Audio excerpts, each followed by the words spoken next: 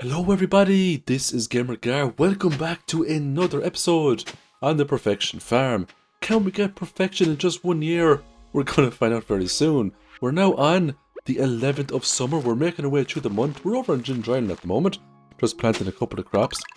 We are getting some nice journal scraps, which allow us to get more golden walnuts. But we're gonna have to go back to Pelican Down and participate in the luau. This is extremely important, because we need to do this to get lots of friendship points with a lot of the Stardew Valley NPCs, and a gold star sturgeon will seal the deal for us. When it comes to getting perfection, as you all know, it is impossible to naturally get 100% progression in 1 year. So the tactic we're going to use is to get as much natural progression as possible, so we don't have to pay huge amounts of money to get the final few percentages. So we're going to go to the desert now after the luau. We're going to talk to Sandy. We're going to buy some beet seeds along with some rhubarb seeds as well, because we can plant these either in the greenhouse or we can plant them over on Ginger Island. We're also going to invest in a lot of deluxe speed grow so these crops grow faster. The faster they grow, the more XP we are absolutely going to get. Now once we're finished with Sandy, we will take a quick stroll around the desert and pick up as many forageables as possible. Our foraging skill is on level 8 right now. We need to really grind that out to level 10. It needs to be done now, much sooner rather than later. Every single day that we play through where we don't have all of the mastery skills is a lot of opportunities wasted. So we really need to max out all these skills, and that's something we're going to be doing a lot of now over the next few days. We're going to be grinding out some skills, especially foraging. Now one event is going to happen very soon, and that is the green rain, and that is really going to help us out when it comes to getting foraging up to the next level. But first, let's just focus on the greenhouse. Once we've all the crops planted, we're going to sleep into the next day. And we're going to start by picking up some crops. We're getting coffee beans, we're getting hot peppers. That's a loved gift for a few people. We're also going to pick up some poppies here as well. Now most of this does get sold for the shipping bin collection. A lot of it will be saved for the recipes. It's nice to get recipes from people in the mail, and it's just a good sign that we're doing really well with the friendship so far. Now you might notice from the dehydrator today we got raisins. How do we get those? We put in 5 grapes. Raisins are amazing. They sell for real nice money, and you can even give them to Junimos for the chance they will harvest a crop twice. They're a real nice fruit to have. Now today is Friday, which means the forageables haven't maximized on the beach just yet, but we were going to go to the beach anyway and get all these forageables because we need foraging XP. And if the Gatherer perk activates, that means 14 XP instead of 7, which is really nice as well. Now these forageables, most of them will be sold. The rainbow shells sell for really nice money. Once we're finished with the forageables, we're going to go back to Ginger Island. We need to make more progression here. We need to get into Key's secret walnut room as quickly as possible, because you only get 1 quest per week. Now we just unlocked the dig site area. This place is absolutely amazing for resources. Not only that, but once we free Professor Snail from his cave, we can begin the Archaeology side quest, and that will reward us with tons of golden walnuts, along with the ostrich incubator, which is an item we need to craft for perfection, and the banana and mango tree. Now there's lots of clay and bone fragments we can get from the dig site. It's also a great place to do panning as well for lots of additional resources. So Professor Snail is the man, and he is going to give us lots of golden walnuts in the near future. Now we're going to go into the cave that he spent a lot of time in. We're going to get all of the forageables inside here, and forageables do respawn in that cave quite regularly. We're then going to gather up all of the remaining resources that we detonated. We are going to clear all the resources from this place. This is also a great place to go every day to accumulate ginger if you're looking to make lots of ginger ales. There's a couple of golden walnuts up here that we can grab from the bushes and hoe up from the ground. Once we've obtained these golden walnuts, there's a good majority of them left inside the volcano dungeon. But first, let's go into Professor Snail's tent here and answer some questions about purple flowers and purple starfish. Thankfully, regardless of how many times you start a new file, the answer is always the same, which is so nice. Could you imagine if that was randomized every time you started a new file? It would be way harder. Thankfully, ConcernedApe didn't do that. So we're fishing up some golden walnuts here. You can fish up a total of 5 golden walnuts on Ginger Island. But we're also fishing in this exact spot to get an artifact, and this is called the fossilized spine. We need this for Professor Snail. We're now going to do some work here on the Ginger Island farm. We are going to wipe out every single debris on this farm There's a couple of reasons we want to do this. The first, of course, is so we can fill it up with crops eventually. That's going to be a great money maker. Secondly, every time we mine up in one of these rocks, there's a chance we can get a snake vertebrae. We will need 2 of those. Because we got more journal scraps, we were able to get a golden walnut there along with a pearl. The pearl is very nice. We could sell it for lots of money, or we could give it to someone because it is a universal loved gift. For the rest of the evening, we're going to roam around looking for hoeing spots. We also achieved a foraging skill there of 9, which was nice. We can now make the rain totem. The next day begins with the rummaging of trees. As we can see, we're getting lots of coconuts. There is a chance we will obtain golden coconuts.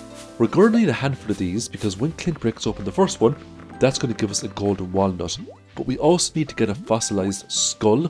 Sometimes you can get lucky, you can get it from the second golden walnut. Other times you can be very unlucky and you might need 7 or 10 of them.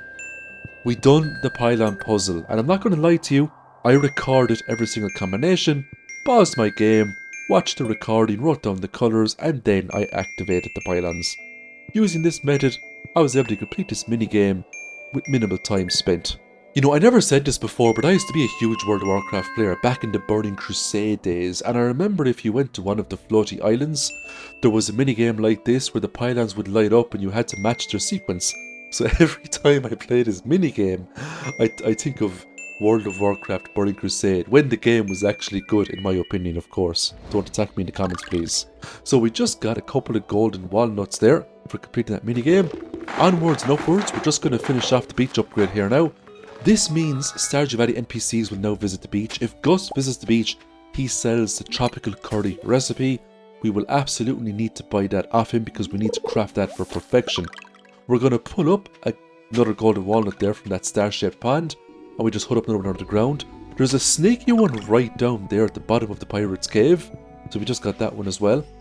If we come back here now into this area just before Leo's house, we wacko open all these weeds.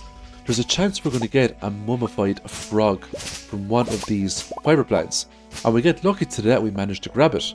So that's another item needed for Professor Snail's archaeology side quest. Now we don't have a whole lot of work done with Leo, so we're going to have to give this guy gifts all of the time. If we get star drop teas, we might save them for good old Leo. Leah, on the other hand, was looking for the diamond. I love these help on the quests. We had diamonds to burn, so we're going to give a diamond to her along with a salad the next time we meet her.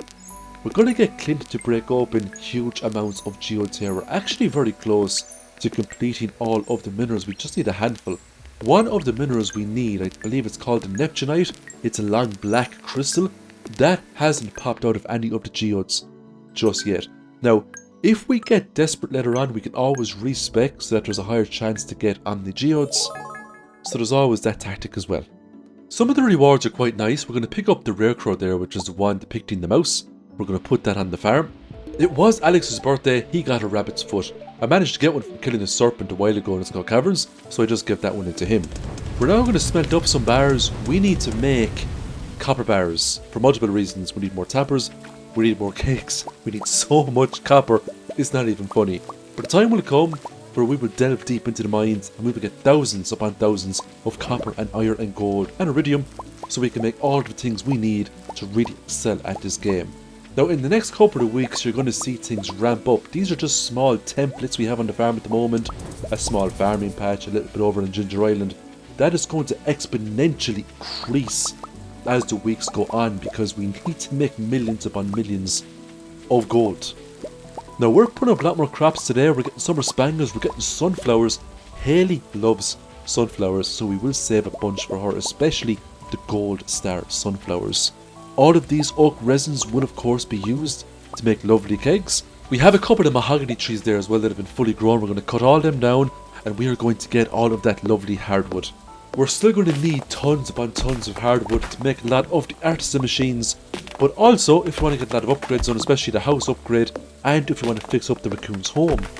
Now, we have a deluxe coop on the farm, we've got some animals, we need to fill those silos up with hay as soon as possible. Thankfully, we haven't really touched off the grass since the beginning of the challenge, so we have got tons of grass around the farm that we can scythe away to get lots of hay, and that hay will automatically go into the silo. Because we have the deluxe coop, we don't have to manually feed the animals, which is absolutely great.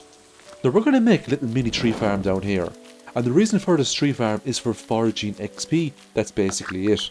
I always have to remind myself that there just isn't enough trees in the game to max out foraging. You really need to use that tree fertilizer. You need to make tree farms if you want to max out the skill sooner rather than later. And I don't mind spending the next couple of days cutting down trees upon trees upon trees if I can find them to get the valuable XP. Now the next day was a godsend. We finally got the threshold to get into the stores to make Krobus and access his wares. But first, let's harvest all of these lovely starfruit. This is going to bring us right up to level 9 and almost level 10. We were so close, but there just wasn't enough starfruit planted to get us into the level 10. But not to worry, we are very close and it won't take us too long to finish off the farming to get it up to level 10.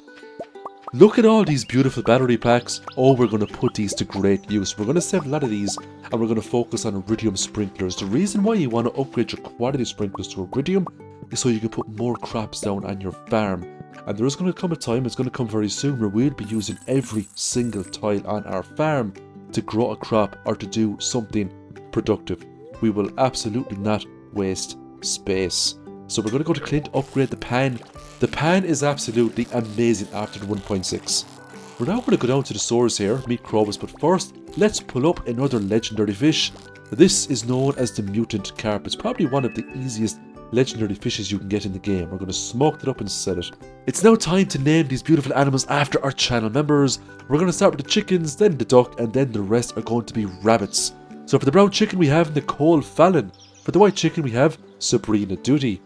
Then we have Bonkers Busy as our duck, Dara Wiseman as a rabbit, followed by Natasha Smith, Taylor H, Sarah Kroll, we've got Pink Blossom, Manya Ilyana, we also have the Awkward Burb, the Sleepy Brit, and last but certainly not least, Fluffy Fish. And if you want your name incorporated into one of these challenges, just sign up for the GamerGar membership. It's only a couple of euro per month. With all these animals on the farm, it's going to come in very handy for resources, especially the rabbit's feet later on, but more importantly, we get XP every time we pet these animals. That's why the autopetter can be so good sometimes, because it autopets all the animals and you get the XP for that. That's right, the autopetter will transfer the XP to you. So we finally got around to giving Leah that diamond. We also gave her a salad. We got around 4 out of 8 hearts at the moment. We're making good progress with the friendships, which is nice. We're going to go back to Sandy here now. We're going to buy way more starfruit. We spent all our money on starfruit, way more than the starfruit we bought initially. Before we leave, we're going to run around the desert, look for hoeing spots, look for forageables. We're going to plant all this starfruit, but we may have to expand our farming plot just a little bit to get the rest of the starfruit down. The general tactic to make all of the money in this challenge is to fish up Legend 2s and make tons of starfruit wine. They're the two big methods we're going for. But if we can get into Masters early and if we get a level 4 parrot, we can also incorporate fighting bugs with Monster Musk to get hundreds of thousands of gold every single day as well. We can also go to the summit and fish up lava eels. There's tons of methods. Tons of methods. Primarily, starfruit will go into the greenhouse and it will dominate Ginger Island. The next day, finally, we get the green rain. We are going to spend the whole day farming up fibre and moss and everything else in between. And we're going to get tons of foraging XP from this. So our foraging skill is already on level 9. After today, our foraging skill doesn't get to 10, but it greatly accelerates and it gets pretty close to 10. All of these fiddlehead fern trees are going to be cut down. We're going to collect lots of fiddlehead ferns. Now, I believe we need a handful of fiddlehead ferns to make that fiddlehead risotto, so we will keep a few and we will absolutely sell the rest. Every time you scythe open those big fibre plants, you get 15 foraging XP. It's just so nice. I'm using the golden scythe today instead of my galaxy sword because I find the scythe is just way better at gathering stuff. It's much stronger, and in all fairness, it's not that slow. Now, once we're finished with Cindersap Forest, we're going to move all through the valley to get as much trees and fibre and moss as possible. The only thing I would have redone, if I reset today, I probably would have taken a speed buff. I would have covered more ground and would have got more resources. That's the big mistake today. I didn't activate a speed buff. And with all of the coffee I had on the farm, I don't really have an excuse. I just forgot to do it. But as I said before, I'm not resetting days. You know, I just don't have the time for it right now. The next day started with the collection of mushrooms from mushroom logs.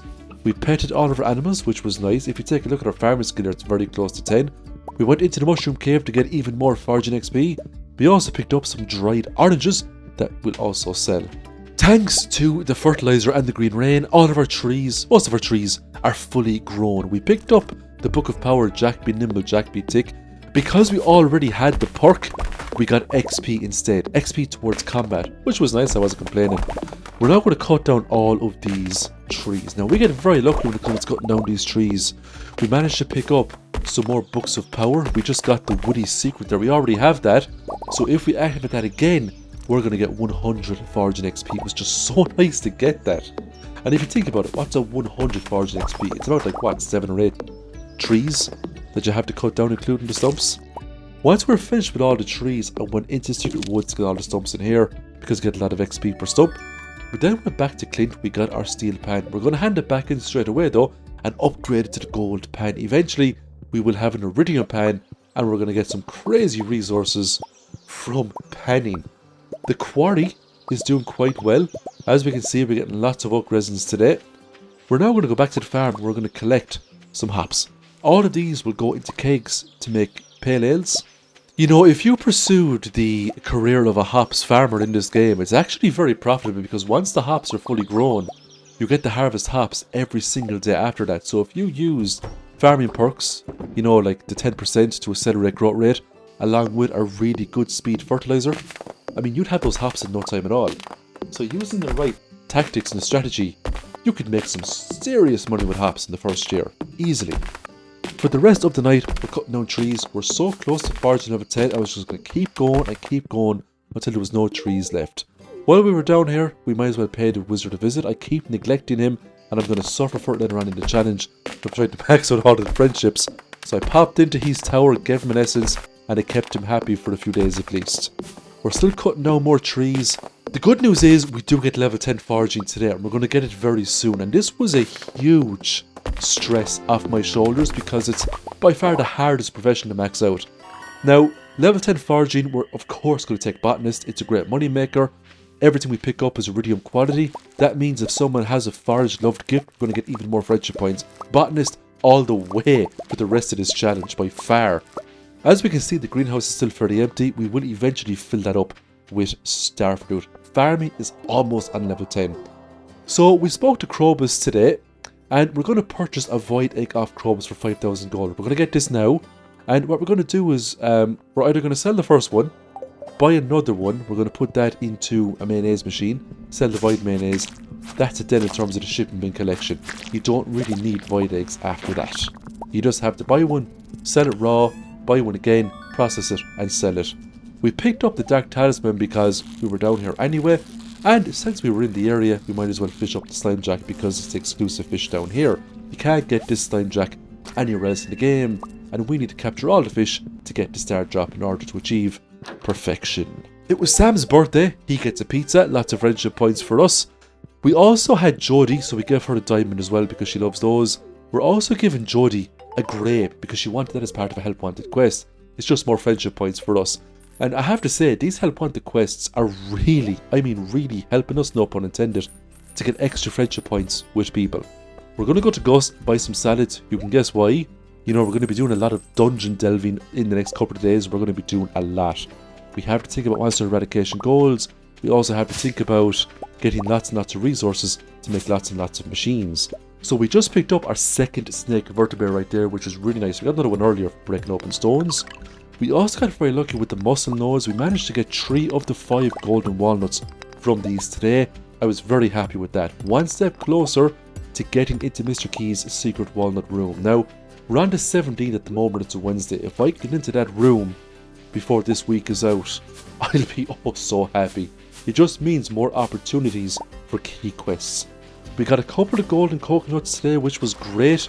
We are saving those up. Eventually, we will get Clint to break them all open. We can get 5 golden walnuts from farming up non-regrowable crops. So eventually we should be able to get all those as well. We are going to the dig site a lot. We're just bombing the place up in the hopes to get lots of resources, but there's also an awful lot of artifacts we can get from this place too that we can give in to Gunther. Now we got very lucky already. We managed to get the trilobite and we got some other fossils as well, and sometimes they can be very hard to get and you can't get those from artifact tropes. So it's always nice to get the non-artifact trope stuff earlier rather than later.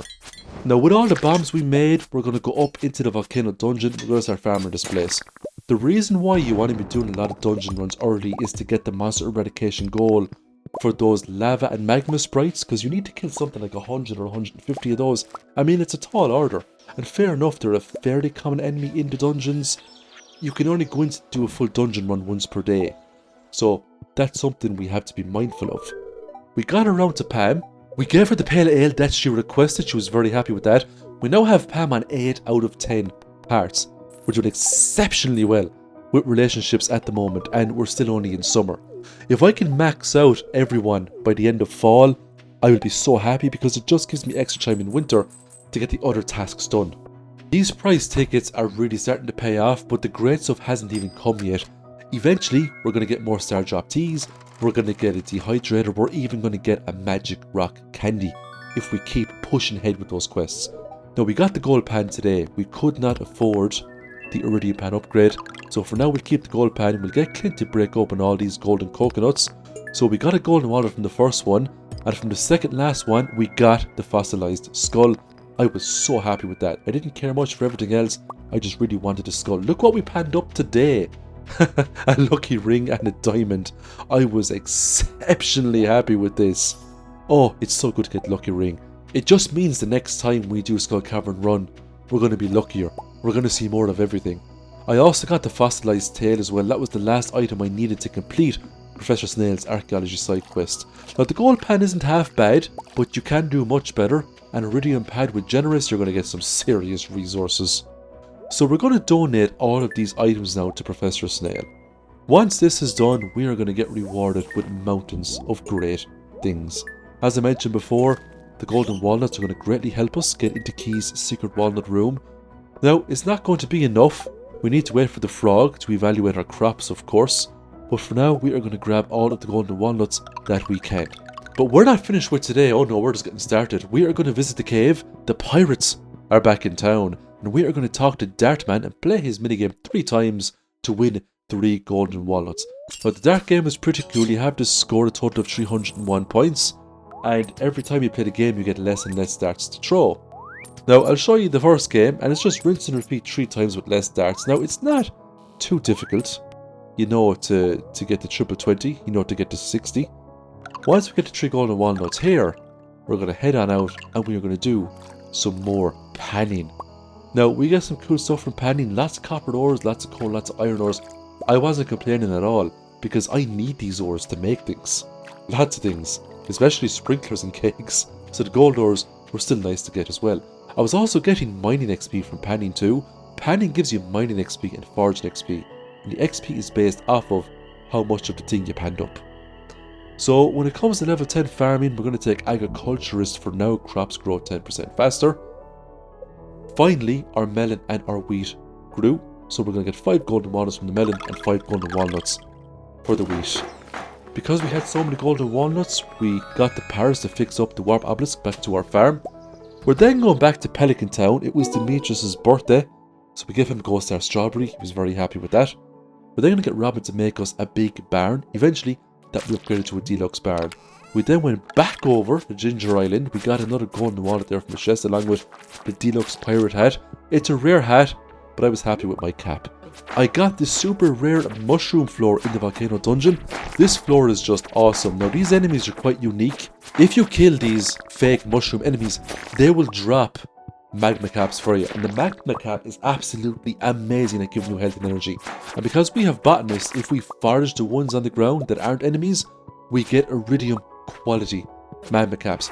I don't think, besides the life elixir, I don't think there's anything else in this game that can give you more health and energy than an iridium quality magma cap. They're just absolutely insane.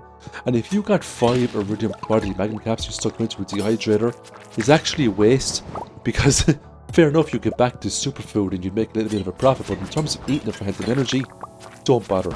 Just keep the iridium quality ones, eat them if your energy gets lower, if your health gets low, and just watch your bar get topped right back up to full. Now, I ended up getting dragon scale boots today. Unfortunately, I just wasn't recording when I popped it. I thought I was recording, but I wasn't. So if you're wondering why I got in the elite chest, it was the dragon scale boots. I'm going to pick up the prismatic shard because yes, this is the first time we got to the summit. We're going to enchant our galaxy sword. We lucked out, we got Crusader. Couldn't have asked for a better enchant. Killing mummies will help you walk in the park, and it just means getting combat XP, getting the monster eradication gold for those mummies will be way easier. Level 9 combat, let's take a look at the skills. Farming 10, mining 10, foraging 10, fishing 10, combat 9. So we need to get combat maxed out as quickly as possible so we can get into the mastery tiers. And once we unlock mastery, we can just floor skull caverns to the limit until we have the 5 mastery levels. We also got access to Key's secret walnut room. Let's take a look at the perfection tracker. 25% complete, 101 out of 130 golden walnuts. A lot of those tasks will be completed kind of one after the next, I'd say, especially when we get into winter from the way things are going. The fish can be done quite easily if we buy some magic bait. You know, if you had enough magic bait, you could probably capture all the fish in maybe 2 or 3 days. Unless you're Argon Matrix, he can do it in 1 day because he's just insanely skilled. We're going to take Skull Cavern Invasion. 40 key gems, it's a no-brainer. Now, we only have 2 days to do it because it's Saturday. You know, once Monday hits, new quests come in, but I was confident in my ability, and of course the resources I currently had, to make it down to 100 in the hardened versions of the Skull Caverns. I had the Dragon Scale boots, I had a weapon with Crusader, but before I went down, I was going to spend a whole day in the regular mines, wiping out iron ores, collecting coal, killing bats and dust sprites of course, and slimes for monster eradication goals. So, you know, multiple purposes we can serve out here. Now, we end up getting lots of iron ores today, which was great. I can make lots of bombs tomorrow. Now, this is the last day in this series. You're going to have to wait a few days for the next episode to come out, but I'm telling you right now, the next episode, it's going to be amazing. There's a big ramp up in terms of resources, in terms of money. We're going to be hitting the Skull Caverns, the hardened versions. We're going to be wiping out the toughest monsters in the game. We're going to be getting lots of resources. It's just going to be a great couple of days. So thanks everyone for watching the series so far. When this series is finished, if you're wondering, yes, we will cut on all these videos. Yes, we will do a fresh voiceover. We'll turn it into a big 1-year challenge. And hopefully we can get perfection at the end of year number 1. I haven't gotten to fall yet. I don't know if I'll be able to get perfection. But look, fingers crossed we can do it. But thanks again everyone for watching. I hope you have a great week. And I will see you very soon in the next Stardew Valley challenge. Bye for now.